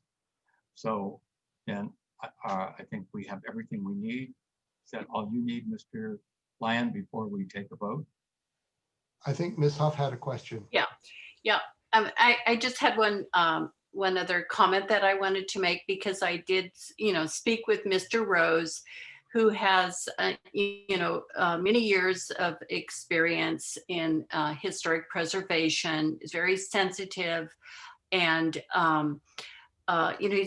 he's restored a lot of homes and very sensitive. So I feel very confident that he has a sincere interest in replacing that white glass. So I feel much better, and I would support that motion, knowing that I believe Mr. Rose would go through it and be very agreeable to it. So just a comment. Okay, thank you. Okay, I think it's now time to take the vote. All in favor? All the motions? Aye. Aye. Aye. Any opposed? The motion carries 5-0. Mr. Chair, Yes, Mr. Lyon. I just want to add one postscript that I want to commend Stephen Vaught, and in no way do my comments and opinions on this in any way diminish my respect and admiration for him as an author and writer. He does extraordinary work. Yes, I agree. Yeah, and his reports are absolutely right on. I love the fact that he does an executive summary right up front, and which is the great lead in to, and then gives the back, the backup that's necessary. Mr. Nelson. And to echo Mr. Lyon sentiment, in no way do my comments and my passionate voice on this particular nomination take away my appreciation for staff and the hard work that they do in putting the nomination together, because I know that they have a lot to juggle and to put together when they are making this recommendation for us. So thank you. Thank you. Ditto. Okay, we're moving on then to unfinished business, but there are no items, so we will move on to new business. Item 4A, Bruce Wells of Flipping Palms, LLC owner, requesting approval for a major alteration of the single-family dwelling located at 330 West Stevens Road, a Class 3 historic site. May I have a staff report, please? Yes, Mr. Chair, thank you. I want to just preface this by noting that I did forward on to each of you additional research material that was provided to me by Member Nelson. So you all should have received that via email just before this meeting. As noted in your staff report, this property was built according to the county database in 1946. It was identified through the recent citywide historic resource survey as Class 3. But in the notes of the remarks on the Class 3 list, the consultant noted that this property, quote unquote, could be or may be significant because of its period of significance as a pre-war structure, but the property was obscured from the public way, and so they were unable to discern or identify or confirm any aspects of it. Having said that, all of you have had a site visit to this building as well as myself. And what you have here is a home that has gone through many, many decades of many, many alterations. At one time, it was apparently used as an assisted living facility. And it is in a heavy or an advanced state of deterioration. The current owner is looking to partially demolish, not entirely demolish, but to partially demolish and then re-envision or rebuild the home as a more modern structure. In the staff report, I've reviewed what I could find both through my research and through that provided by the applicant, and did not find anything that, in my opinion, was able to be found to have met any of the 7 defining criteria for historic preservation.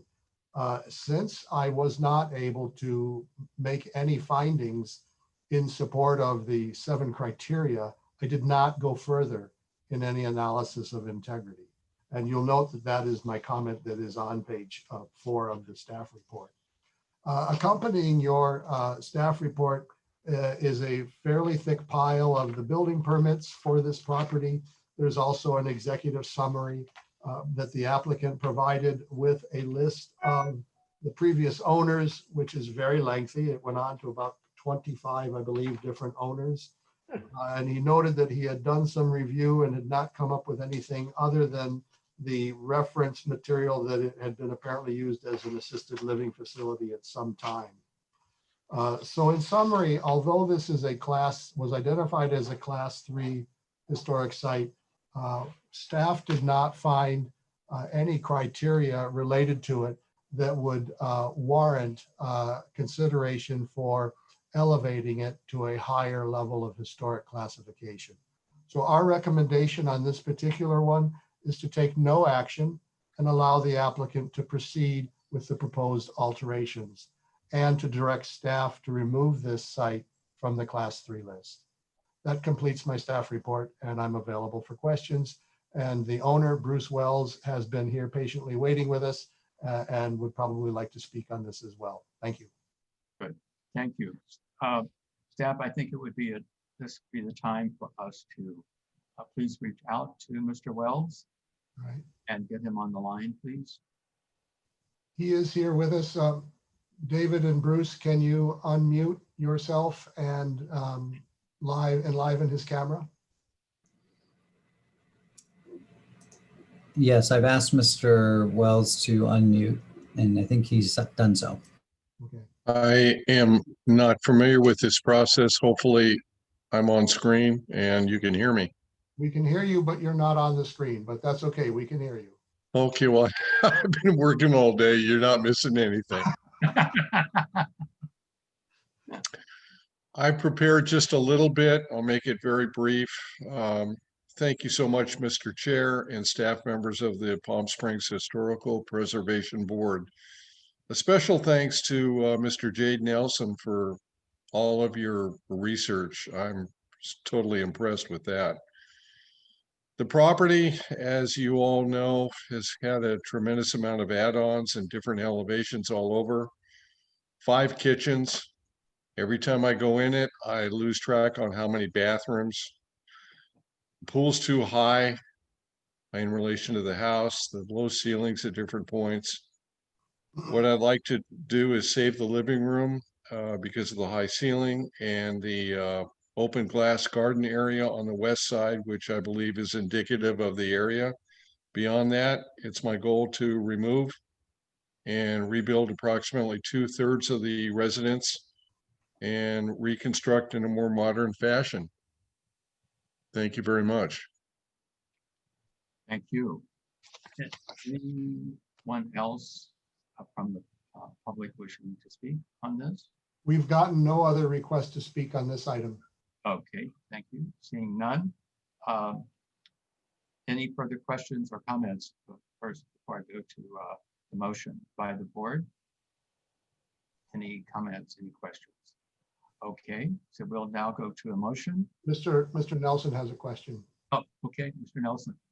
Yeah, I wasn't sure if you were asking the applicant or if you were asking the board if there were any further. Asking the board. So just to follow up with what I sent the board, I again apologize that was so last minute. I have started it before the Thanksgiving break, but wasn't able to finish it until today. And as you all know, these things are a rabbit hole.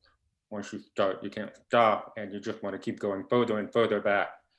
So just to clarify for the public, because they aren't privy to the document which was sent before the meeting, this property was built on land that was originally owned by Palm Springs pioneer Marion Clancy. No relation to the Rancho Mirage Clancy Lane. She inherited the land from her father, William Bernard Clancy, in 1929, and it was subsequently subdivided by local realtor Rufus J. Chapman as the Chino Canyon Mesa tract, of which there were 3 tracts, 1, 2, and 3. And that subdividing was done in 1934-35. And Marion Clancy was on the Wellwood Murray Memorial Library Board and the Palm Springs Library Board. She was a big pioneer. The first homeowner was Harry Harper.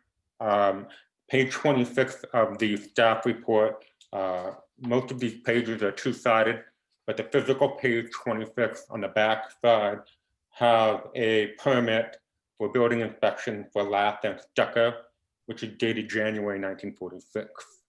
But a Desert Sun article dates back to 1945, and that shows that was when the building permit was actually pulled. And Charles Chamberlain was the builder contractor. And he is a very important, prominent Palm Springs pioneer builder, general contractor in our history, and has done many buildings of note, 1 or 2 of which I believe are already designated Class 1 sites. So it's very important for the record that we show all this history, which is why I sent that earlier to staff. And Harry Harper was a publisher, and he was very involved in the local civic community. And the second owner was Robert Osoria, and he and his brother lived at this house. And I believe that Mr. Osorio probably bought it for his aging mother to stay in from time to time. And both brothers became members of the Palm Springs Desert Museum in 1947, according to Desert Sun articles. And Alfonso Osorio went on to become a noted artist. And he went to Harvard and he studied with some very influential people. He owned a Jackson Pollock painting. He met Betty Parsons. He's very, very amazing, actually. So it's a very important person of note that is associated with this address. And one of his pieces was sold through Sotheby's for quite a large sum in the 1980s. So I would argue that the period of significance for the house is from 1945 until the late 50s, from the time that it was land to the time of the second owner. So I know it's been a long meeting. I just wanted to get all that in so that anyone who's watching or will be watching the recording in the future is privy to this information. And I would like to ask staff that because of these new findings, is it really necessary to remove the house from the Class 3 list because they are, I mean, are they really requesting, they're not requesting demolition of the entire site. They're only requesting major alteration. So somewhere underneath all these major alterations will still be parts of the original house, possibly. So that is still Class 3 fabric. And given that Class 3 also has to do with recognizing history at the site, more so than the actual structure, should we not leave it on the list? Well, Class 3 recognizes that there may be something potentially historically significant about the house as it relates to our criteria. And so what the board is tasked with today is to evaluate this request for alterations to this Class 3 site and determine whether or not it has merit, it has enough historic significance to be elevated to Class 2 or Class 1. If the board determines that it does not have the degree of significance necessary for that reclassification, then the ordinance states that the board shall take no action and allow the process to move forward with whatever alteration is being requested. So the real question before the board today is, does this house meet any of the criteria for historic designation such that you would put a stay of demolition on this project and begin the process of seeking to elevate it to a higher classification? If the board today finds that the house does not exhibit that type of historic significance and it takes no action, then essentially it has been removed de facto from the list. You've decided that you've considered it. You've looked at whatever historic information has been found, and you found a tremendous amount. And then the board needs to decide whether there's characteristics and findings here enough to stay the demolition and begin the process of getting it redesignated. Does that answer your question? It sort of does answer the question, and I just ask all of you to be patient with me. So part of my understanding of the Class 3 list is that, you know, we have buildings on there, we have addresses, some of which are no longer there, or buildings that were historically something that have not been designated to a higher level, nor do they have any plaque or any type of real designation other than just being what I would construe as being an honorable listing in the Class 3. So my question is really why, by allowing the approval of a major alteration here, why does it go away? Why does the Class 3 go away? Because it's not being demolished. So I guess, I don't know if you're now let me just say for the record that of all the properties I've ever been to on a site visit, there is none that is more deserving of an alteration than this one. It is just a complete mess. And we know from all the permits and from everything we saw, with our own eyes, that it truly warrants permission to be altered. But I'm just arguing the finer point of the fact that there is a history here that does warrant the class 3. And I don't see why that class 3 goes away, even if there are alterations. I want them to do everything they want to do, but I'm just belaboring the point a little bit because I'm not entirely clear on it. Well, when you say that the site has enough history to quote unquote deserve class 3 designation is a little bit of a misinterpretation. Class 3 says that we think that there's something that may be historically significant about this property, but we either don't know enough about it or we haven't been able to do the research on it. But we look at it with the potential that before we let this go, we want there to be a look by this board. That's what the nature of the class 3 list is. I don't think there are any class 3 properties that are vacant. I think they all do have structures on them. I may be mistaken, but I think that's the case. Okay. But that's the nature of what class 3 is. And, if you were to take a site, for example, that's class 3 and they're requesting you to demolish it, you'd scrape it. It would be off the class 3 list. In this case, you're taking a structure that is that's already been significantly altered over the course of history. And the current applicant desires to do further alterations to it.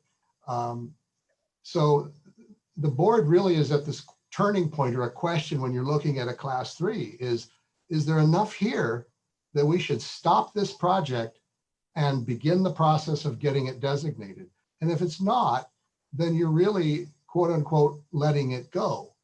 And if a future owner comes along and takes Mr. Wells' renovation, and let's say 15 years from now, he sells this home and somebody else comes along and wants to do a renovation on it, it would be illogical to hold that person back up and drag him through another hearing over a home that's already been significantly modified and determined to not have enough historic significance to elevate it to a class 1 or class 2 site. That's kind of the logic. Great, thank you. That help? Okay, board, any other further questions or comments? Seeing none, may I have a motion, please? Ms. Hupp.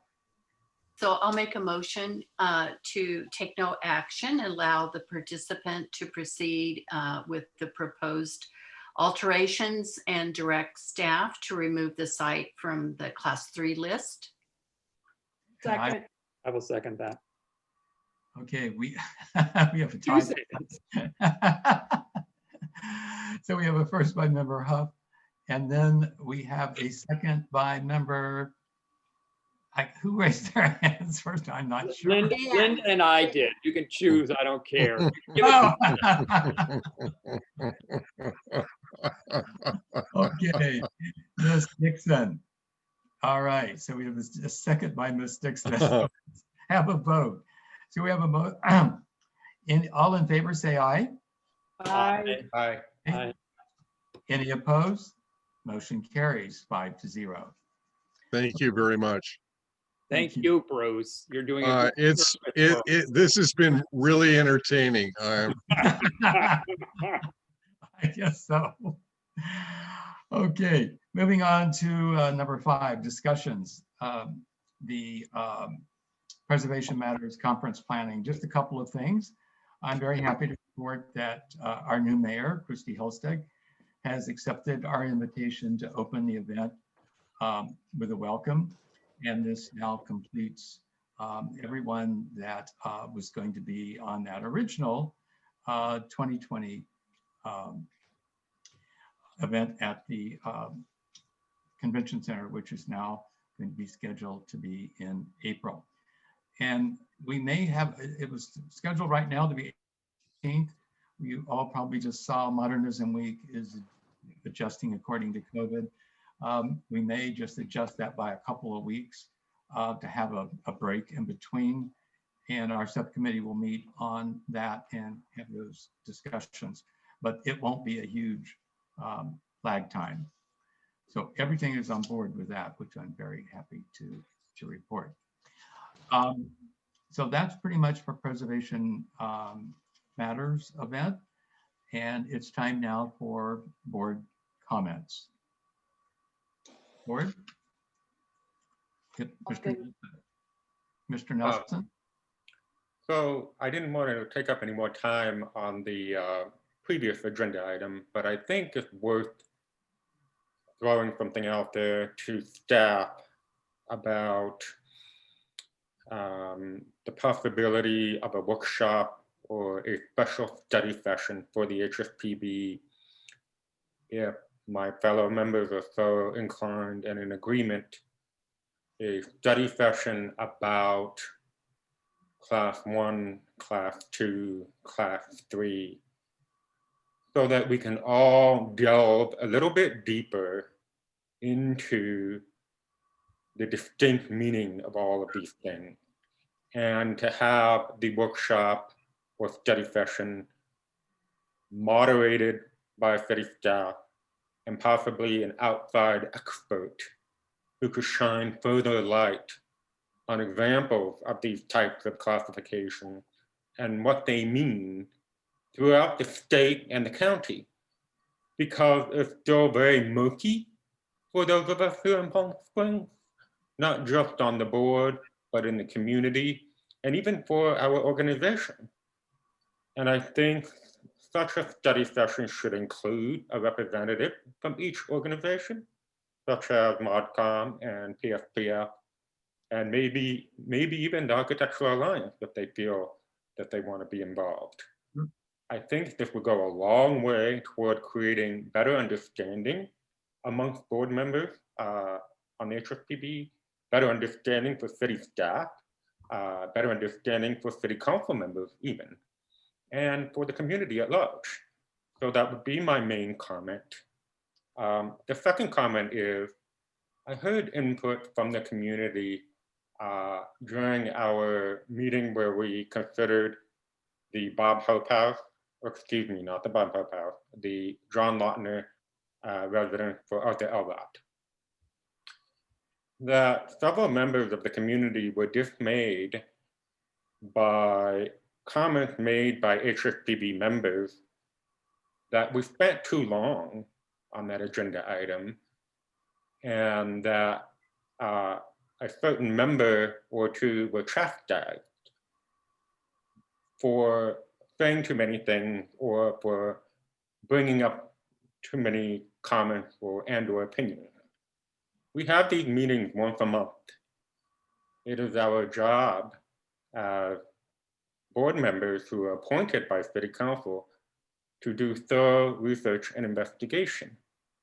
This is something that we should all take seriously, and I think most of us do. It's not a lighthearted thing. We're not on it just for fun.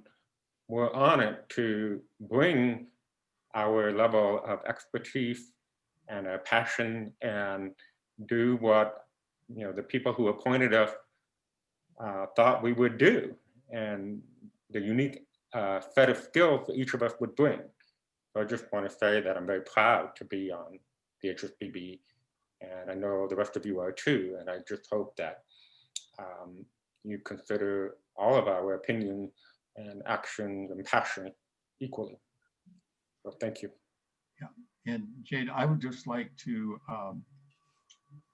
piggyback on one point about your idea of having a study session. I so highly believe in study sessions. But what I was going to suggest is that we have that as soon as the new board members are appointed by the council, which will probably be February. Looks like the way it's going to balance out. And I think as a learning curve, it would be very, very important to get the new board members right from the get-go, because while I found it extremely interesting tonight with this in-depth discussions that we were having, in a way, I also felt like we were holding class. And, so I think knowing from being more in the sync and in the understanding, I think is where you were going up front, would be very, very helpful. So I thought tonight was valuable, very, very valuable. With all of this input was really great. And the depth of research that's being shown by some of our members is just really what is needed. And it does show the passion. So that was be a part of my comments for this evening. And I would wholly support that we put this, and if we want to put it on a discussion item, Ken, if that's necessary or not, but that as soon as those new board members, and that at, you know, maybe if you think they should have at least one meeting under their belt, but it should be done as soon as possible. And let's get the new people involved here right away. And they're going to feel more comfortable as well, because we're also asked these questions individually out by the public. And, you know, we want to be as knowledgeable as possible. So I think the idea has a very positive potential, and I certainly will take it up with Director Flynn when I have a chance to speak with him. okay, that would be wonderful. It'd be greatly. If I may also just respond, I don't know if Member Nelson's comments and concerns about, he used the word being chastised. I hope that was not about any comments or actions that were coming from staff. If they were, I will offer you an apology right here and now, because that's never my intent. One thing that we did speak about around the discussion of the LRAD residents, though, was outreach by individual board members to property owners or others outside of the meeting. And in legal terms, that's called ex parte communications, and it's prohibited under the Brown Act. And we did have a brief conversation about that. And just so you all understand, when you're considering an application, you're considering all of the material and the evidence that's been presented to you in a public meeting. So you're not making your decision based on information that you've heard outside of this forum where the other board members did not have the benefit of that same information or knowledge. So that's just something to keep in mind. You guys do a wonderful job in terms of taking the time that you use out of your own life to research these projects, and you're applauded for the degree of research that you do. Just always be mindful that when you are looking into things on researching of a particular item that's going to be coming before you on the agenda, that anything that is reviewed where you're reaching out to others should be not done in terms of reaching out to owners and things like that. If you do have conversations, which many of you have also done this, which is correct, always identify when you come into the discussion, by the way, I had a conversation with Mrs. Smith who gave me this information, so that it's very clear and transparent. So that's all I want to say on that. I think you guys do a valiant job of digging into these things and giving it thoughtful consideration. And my last comment is going to be, I think we should bestow a new title on Mr. Lyons, and it would be calling him Professor Lyons. He's definitely our teacher. That is for certain. Okay. I think Nelson has another question.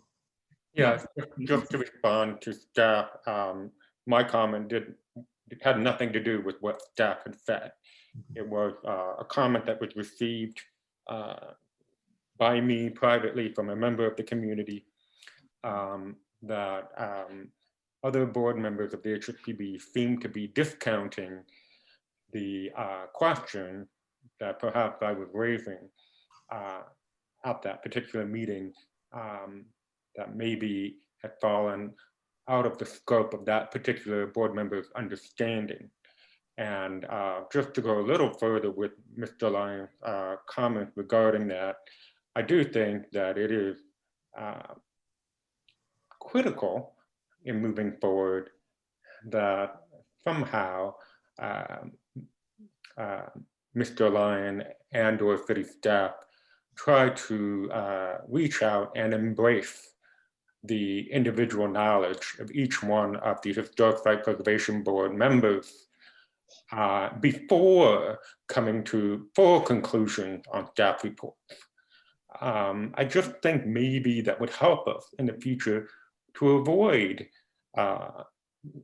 last minute questions that may come up in meeting, or to avoid last minute new information, because city staff is already overburdened as it is, and one person can only do so much.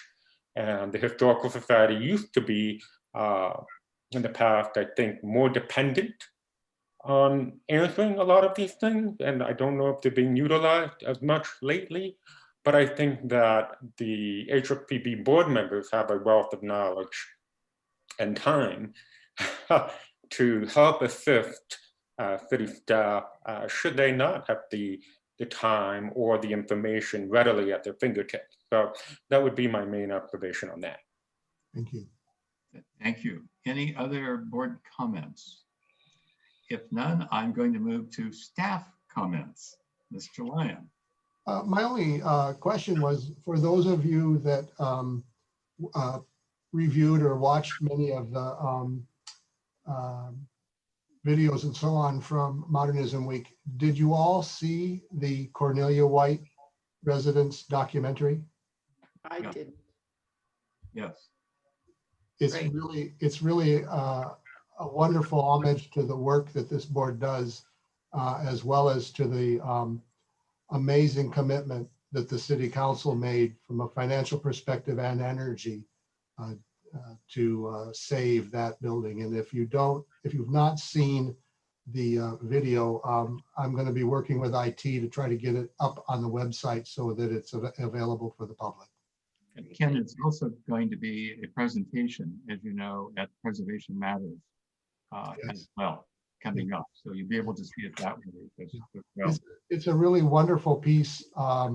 Obviously, one little tidbit of one little property, but it represents hours and hours and hours of careful deliberation by the HSPB staff, the city council, and others. And it's a great little video.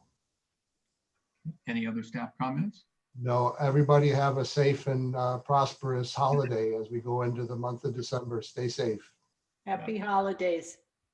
So seeing no more comments, I would ask that the Historic Site Preservation Board adjourn to its regularly scheduled meeting on Tuesday, January 2020.